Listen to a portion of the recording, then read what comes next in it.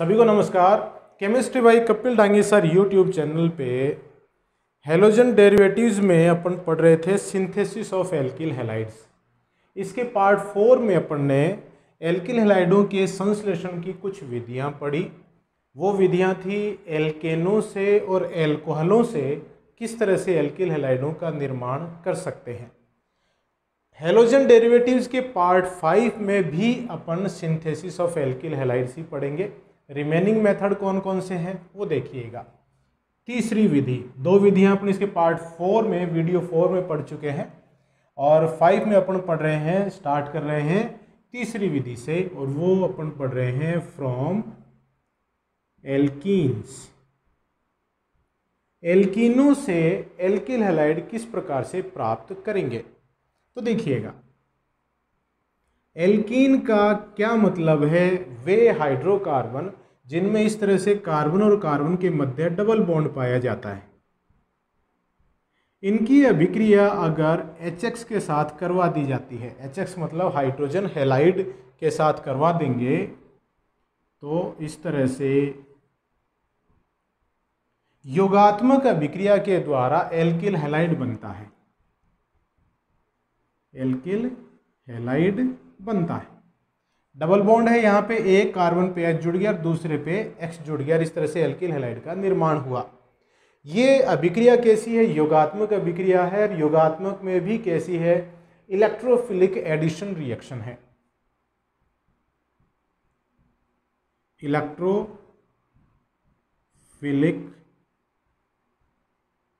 Addition reaction. Electrons ने ही योगात्मक अभिक्रिया है। इलेक्ट्रॉन्स ने ही योगात्मक अभिक्रिया। ध्यान रखिएगा, एल्कीनों की मुख्य अभिलाक्षणिक अभिक्रिया कैसी है? इलेक्ट्रॉन्स ने ही योगात्मक अभिक्रिया। ये बिल्कुल दिमाग में आप बैठा लेंगे। अब यहाँ पर चूंकि ये जो एल्कीन है ये सम्मित भी हो सकती है और असम्मित भी हो सकती है। अगर मान लो एल्कीन सम्मित है मतलब डबल बॉन्ड से जुड़े हुए जो दो कार्बन है दोनों पर जुड़े हुए समूह एक जैसे हैं तो सम्मित है, तो उसमें जुड़ने वाले अणु के हाइड्रोजन और जो हेलोजन वाले भाग हैं वो आप किधर भी जोड़ दो कोई फर्क नहीं पड़ेगा। इस कार्बन पे H जोड़ा मैंने, इस पे X जोड़ा, इससे उल्टा भी जोड़ देते आप, इधर X और इधर H जोड़ देते तो कोई दिक्कत नहीं थी। लेकिन अगर असम्मित एल्कीन है तो आप यूं ही नहीं जोड़ सकते। तो उसके पीछे अपन देखिए उसकी क्रिया विधि देखते हैं, मैकेनिज्म देखते हैं। तो असम्मित एल्कीनों में एसिमेट्रिक एल्कीन्स में असम्मित एल्कीनों में देखिए क्या होता है। उदाहरण लें जैसे CH3 CH double bond CH2 plus HX और माध्यम मैंने लिया ध्रुवीय माध्यम। ध्रुवीय माध्यम तो अब देखिए क्या होगा। ये है 1 प्रोपीन। बनने वाले जो उत्पाद हैं दो प्रकार के बनेंगे, CH3 CHX CH3 plus CH3 CH2 CH2X। यहां जो जुड़ने वाला अणु है HX, उसमें देखिए X की विद्युत ऋणता ज्यादा है तो X पर आंशिक ऋणावेश और H पर आंशिक धनावेश उत्पन्न हो जाता है। ये अपन ने पिछले वीडियोज में जब HX बंध की प्रकृति पढ़ी थी तो उसमें अपन ने देखा था ये बंध ध्रुवीय प्रकृति का है और X है जो हेलोजन है उस पर आंशिक ऋणावेश और हाइड्रोजन पर आंशिक धनावेश उत्पन्न हुआ है। अब इसमें जो ये 2 हेलो प्रोपेन बना, 2 हेलो प्रोपेन, ये तो है इसमें मोर, और जो 1 हेलो प्रोपेन बना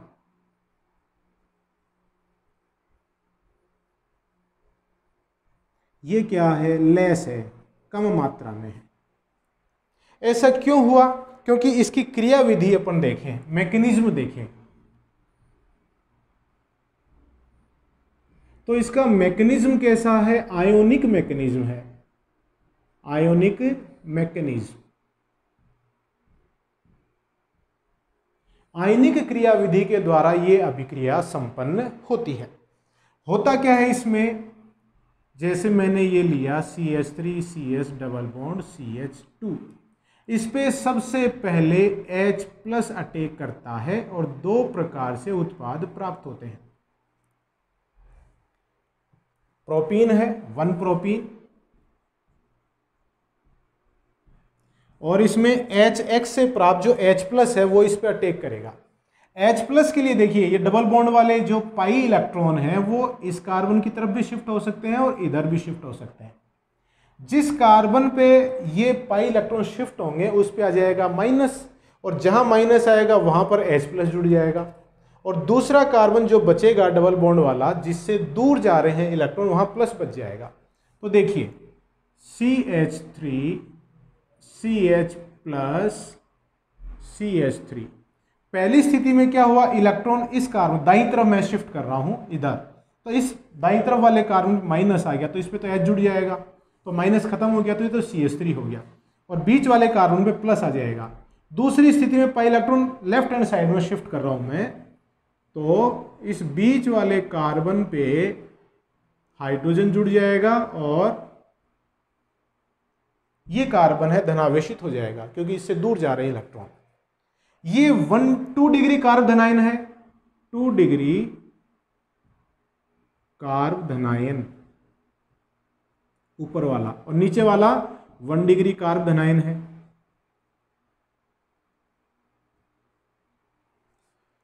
अपन जानते हैं कि 2 डिग्री कार्ब धनायन का स्थायित्व 1 डिग्री कार्ब धनायन से ज्यादा होता है।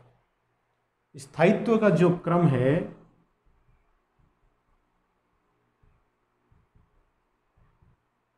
वो 2 degree carbocation greater than 1 degree carbocation.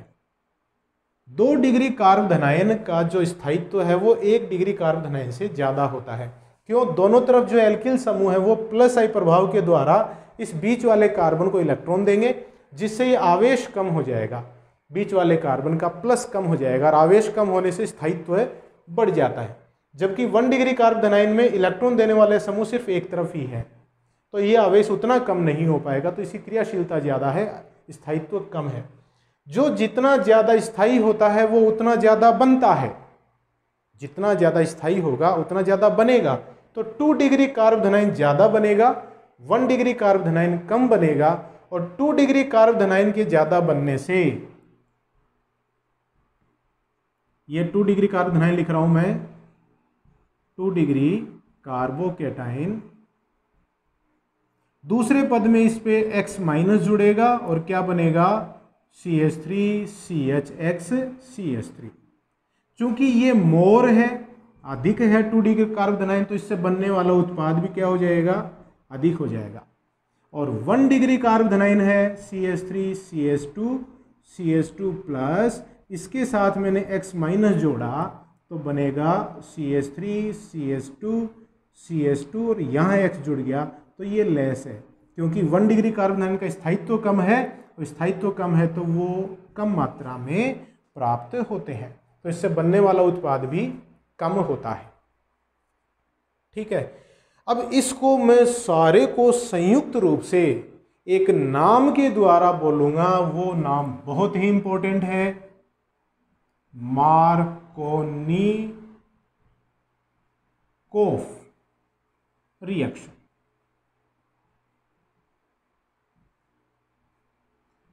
Star लगा दिया, बहुत इंपॉर्टेंट चीज है। ये जो सारा मैंने आपको पढ़ाया है ये मार्कोनिकोफ अभिक्रिया के द्वारा इस तरह से अपन इसको पढ़ते हैं। मार्कोनिकोफ अभिक्रिया इसका नाम है। तो इसको अगर मैं परिभाषित करना चाहूं तो देखिए कैसे परिभाषित करूंगा। ध्रुवीय माध्यम में असममित एल्कीनों पर, देखिए माध्यम कैसा होना चाहिए, ध्रुवीय, एल्कीन कैसा होना चाहिए, असममित। तो ध्रुवीय माध्यम में असममित एल्कीनों पर जुड़ने वाले अणु का ऋणात्मक सिरा उस कार्बन पर ज्यादा जुड़ता है जिस पर हाइड्रोजनों की संख्या कम होती है। इसमें 2 कार्बन है, ठीक है। बीच वाले कार्बन पे भी X जुड़ा और साइड वाले कार्बन पर भी X जुड़ा। ज़्यादा किस पे जुड़ा? बीच वाले पे। और बीच वाले पे देखो हाइड्रोजन 1 है और साइड वाले पे हाइड्रोजन कितने हैं? 2।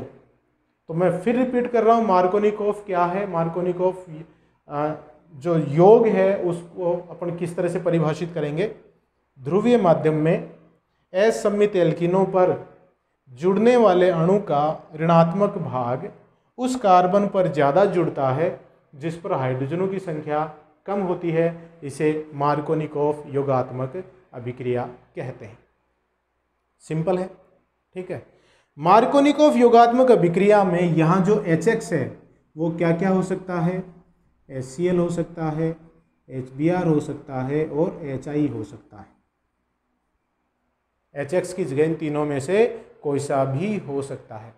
तो ये है कब? जब आपने असममित एल्कीन लिया और माध्यम कैसा है? ध्रुवीय माध्यम है।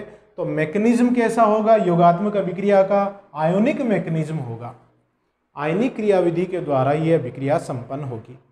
अब देखिए, अगर असममित एल्कीनों पर ही सेम यही अभिक्रिया अगर अध्रुवीय माध्यम में संपन्न करवाएं तो क्या होगा? मैं यहां मिटा दूं, थोड़ा मिटा देता हूं। देखिए,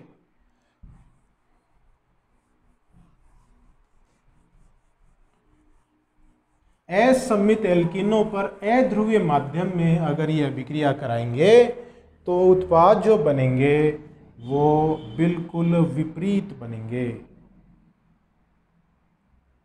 माध्यम कैसा है? अध्रुवीय। मतलब जैसे आपने ले लिया बेंजोइल परऑक्साइड जो कि अध्रुवीय माध्यम है, ठीक है। और यहाँ HX की जगह क्या आएगा? HBr। अध्रुवीय माध्यम में अभिक्रिया सिर्फ HBr की ही होगी, ये भी आप ध्यान रखिएगा। और ये Br। तो ये उत्पाद बना 2-ब्रोमोप्रोपेन और ये है 1-ब्रोमोप्रोपेन। 1-ब्रोमोप्रोपेन है इसमें ज्यादा है और 2-ब्रोमोप्रोपेन है वो कम है। जबकि मार्कोनिकोव में क्या था?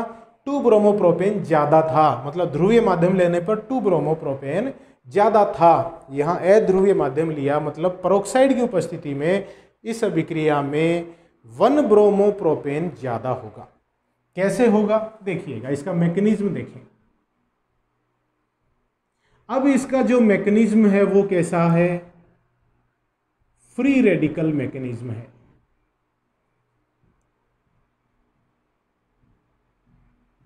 मतलब मुक्त मूलक क्रिया विधि के द्वारा यह अभिक्रिया संपन्न होती है।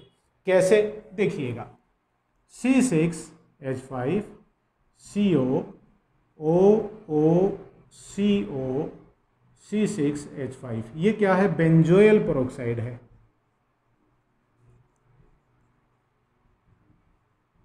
इसमें यहां से समांश विखंडन होता है और इसमें C6H5CO ये मुक्त मूलक बनते हैं 2 फ्री रेडिकल, और इसमें फिर C6H5CO मुक्त मूलक टूटकर C6H5 मुक्त मूलक प्लस CO2 का निर्माण हो जाता है।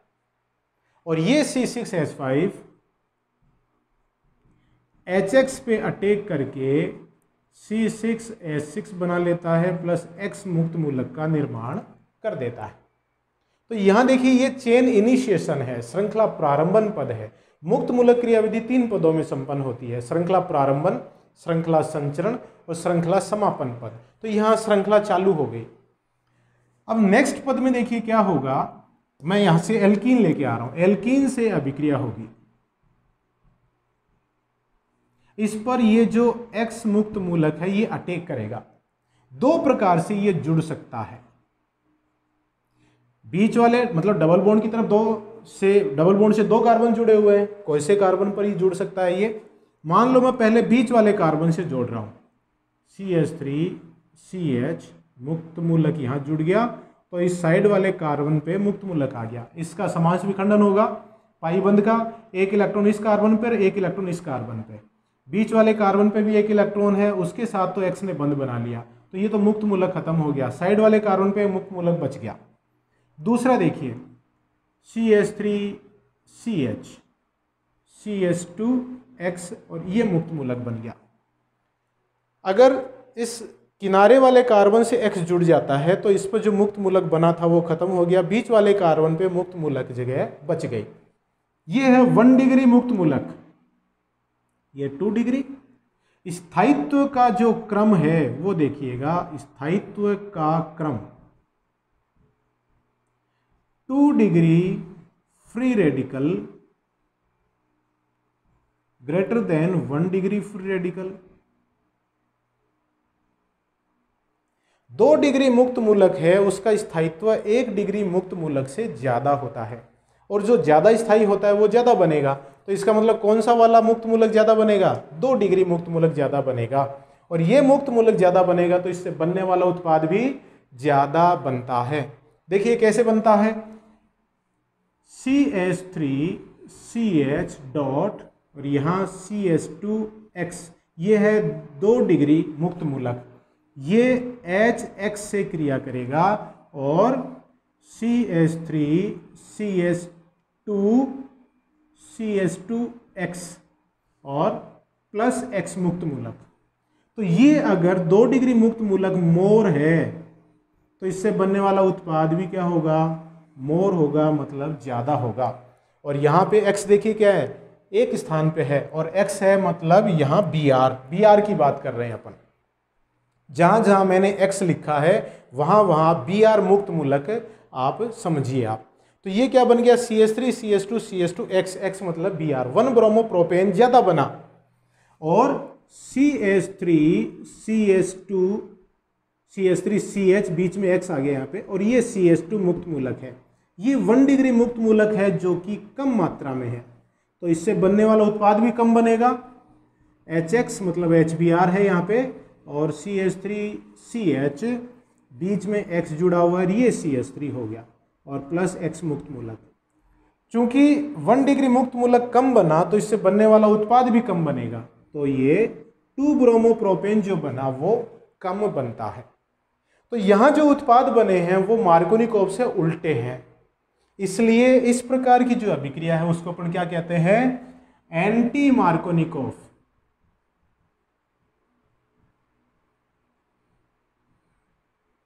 एंटी मार्कोनिकोव रिएक्शंस बहुत इंपॉर्टेंट है। प्रति मार्कोनिकोव योगात्मक अभिक्रियाएं हैं ये। चूंकि इन अभिक्रियाओं को खराश नामक वैज्ञानिक ने बताया इसलिए इनको खराश इफेक्ट भी कहते हैं, खराश प्रभाव भी इसको बोला जाता है, खराश नामक वैज्ञानिक ने बताया। और चूंकि ये परोक्साइड की उपस्थिति में हो रही है इसलिए इनको परोक्साइड इफेक्ट भी कहते हैं। तो 3 नाम से इसको जानते हैं अपन, प्रति मार्कोनिकोव, खराश प्रभाव और परोक्साइड प्रभाव। अब इसको अगर अपन परिभाषित करें तो परिभाषित देखिए कैसे करेंगे। अध्रुवीय माध्यम में, माध्यम देखिए कैसा, अध्रुवीय माध्यम में असम्मित एल्कीनों पर इलेक्ट्रॉन्स नहीं योगात्मक अभिक्रियाओं में जुड़ने वाले अणु का ऋणात्मक सिरा उस कार्बन पर जुड़ता है जिस पर हाइड्रोजन, उस कार्बन पर ज्यादा जुड़ता है जिस पर हाइड्रोजनों की संख्या ज्यादा होती है। मार्कोनिकोव में उस कार्बन पर जुड़ रहा था जिस पर हाइड्रोजनों की संख्या कम होती है, और यहाँ पर उस कार्बन पर ज्यादा जुड़ेगा जिस पर हाइड्रोजनों की संख्या ज्यादा होती है।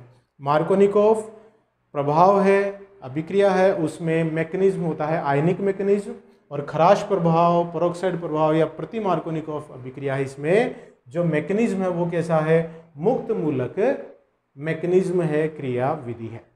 बहुत इंपॉर्टेंट चीज है। तो इस तरह से ये एल्कीन है, इनसे आप एल्कीन हैलाइड बना सकते हैं। अब नेक्स्ट देखिएगा इसमें कि अपन और कितने प्रकार से एल्कीन हैलाइड बना सकते हैं। वो है हैलोजन विनिमय अभिक्रिया। नेक्स्ट जो अपन लेंगे वो है हैलोजन विनिमय अभिक्रिया, halogen exchange reactions. Halogen exchange reactions में अपन देखिए क्या देखते हैं। तीसरा, हैलोजन एक्सचेंज रिएक्शंस,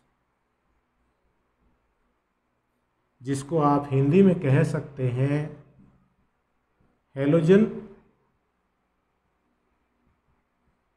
विनिमय अभिक्रियाएं।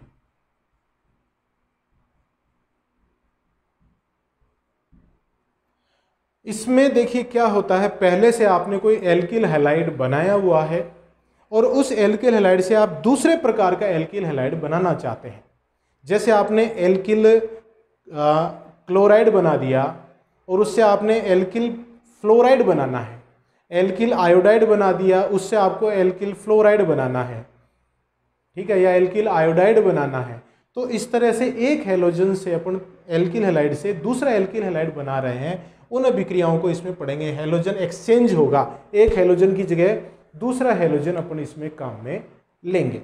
जैसे देखिएगा, अगर आपको एल्किल क्लोराइड या एल्किल ब्रोमाइड से एल्किल आयोडाइड बनाना है, RCl या RBr है, एल्किल क्लोराइड है या एल्किल ब्रोमाइड है, इससे आपको क्या बनाना है, एल्किल आयोडाइड बनाना है।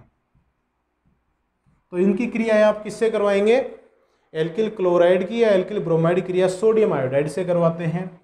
किसकी उपस्थिति में, एसीटोन या एल्कोहल की उपस्थिति में।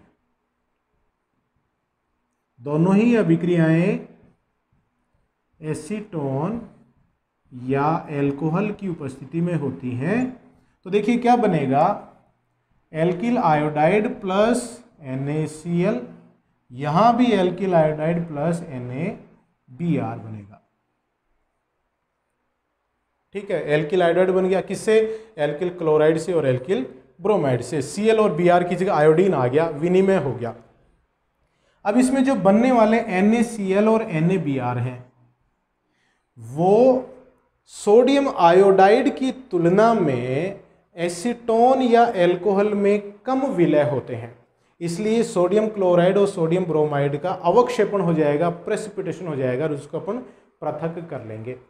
ये जो दोनों अभिक्रियाएं हैं, ये दोनों अभिक्रियाएं एक विशेष नाम के द्वारा पहचानी जाती है, जिसे अपन कहते हैं फिंकेलस्टीन रिएक्शंस।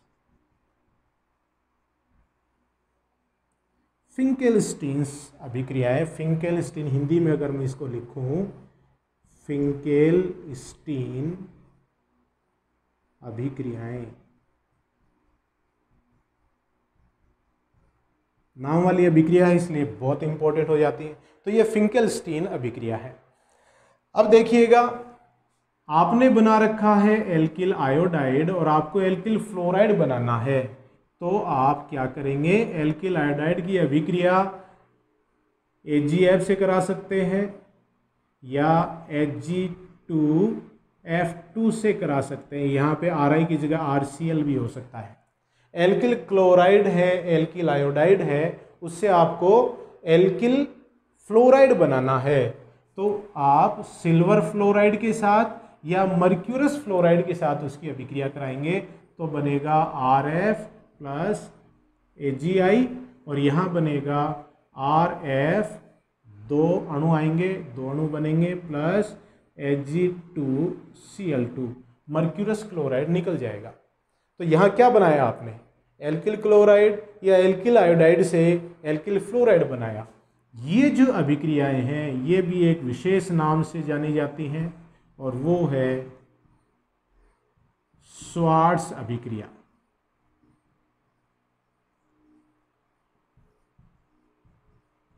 स्वार्ट अभिक्रिया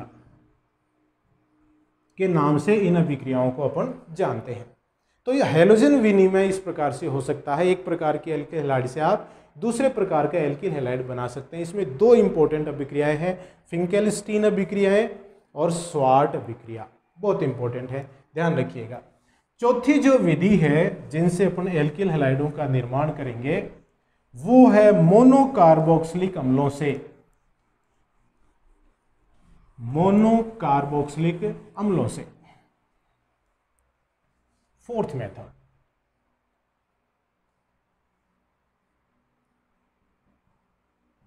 फ्रॉम मोनोकार्बोक्सिलिक एसिड्स। मोनोकार्बोक्सिलिक अम्ल मतलब ऐसे अम्ल जिनमें एक COH समूह पाया जाता है, और वो भी यहां पर अपन क्या लेंगे, सिल्वर लवण से। मोनोकार्बोक्सिलिक अम्लों के सिल्वर लवण से। तो देखिएगा, RCOOAg प्लस Br2 की अभिक्रिया करवाएंगे एल्कोहलिक KOH की उपस्थिति में। क्षार की उपस्थिति में यह अभिक्रिया संपन्न होती है। तो एक कार्बन कम वाला RBr plus CO2 plus AgBr बनता है। देखिए ये जो कार्बन है ना, ये यहां CO2 के रूप में निकल गया। तो एक कार्बन कम वाला एल्किल ब्रोमाइड बनता है।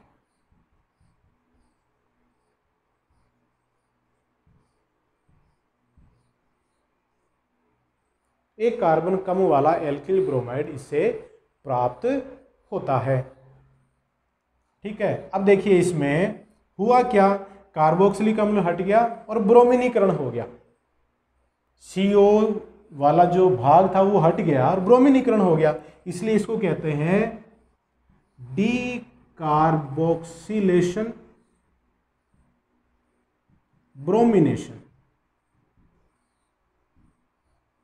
विकार्बोक्सिलीकृत ब्रोमीनीकरण,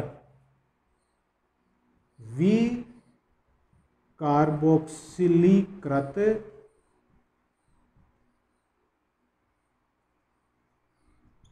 ब्रोमीनीकरण।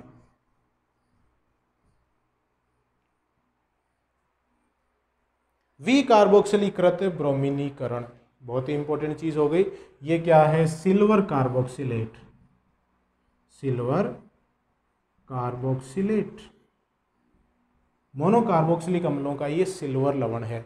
और ये जो अभिक्रिया है बहुत ही इंपॉर्टेंट अभिक्रिया है। इस अभिक्रिया को कहते हैं हुन्स-डीकर अभिक्रिया, हुन्स-डीकर रिएक्शन। बहुत ही इंपॉर्टेंट नाम है ये। नाम वाली अभिक्रियाएं सब इंपॉर्टेंट हैं। इसको मैं हिंदी में लिख दूं तो हुन्स-डीकर अभिक्रिया।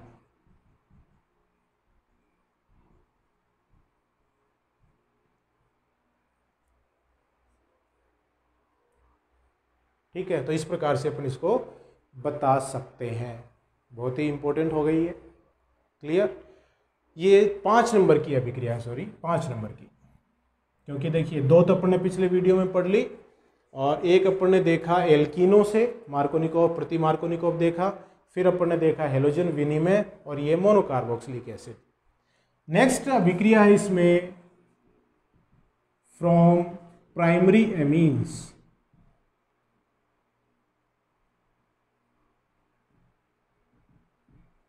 प्राथमिक एमीनों से।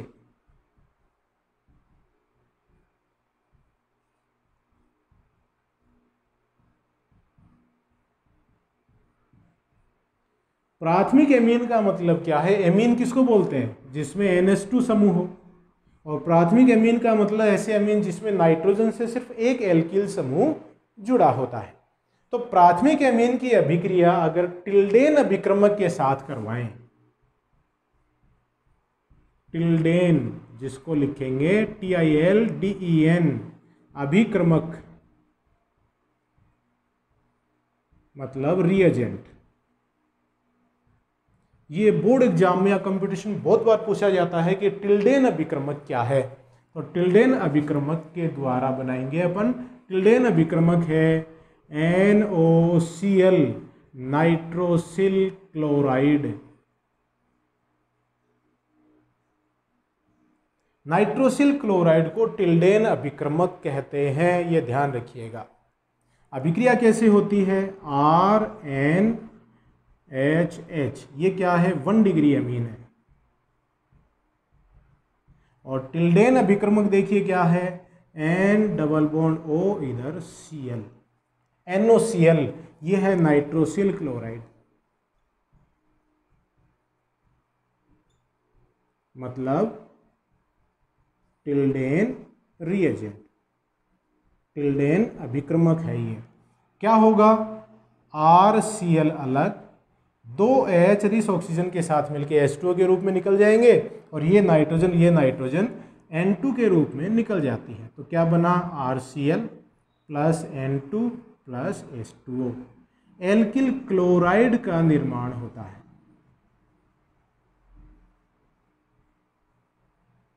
तो इस तरह से आप प्राथमिक एमिनो से भी एल्किल हैलाइड में एल्किल क्लोराइड बना सकते हैं, टिल्डेन अभिक्रमक मतलब नाइट्रोसिल क्लोराइड NOCl की सहायता से। तो ये कुछ विधियां थी एल्किल हैलाइडों के निर्माण की। तो विधियां अपन पढ़ चुके हैं।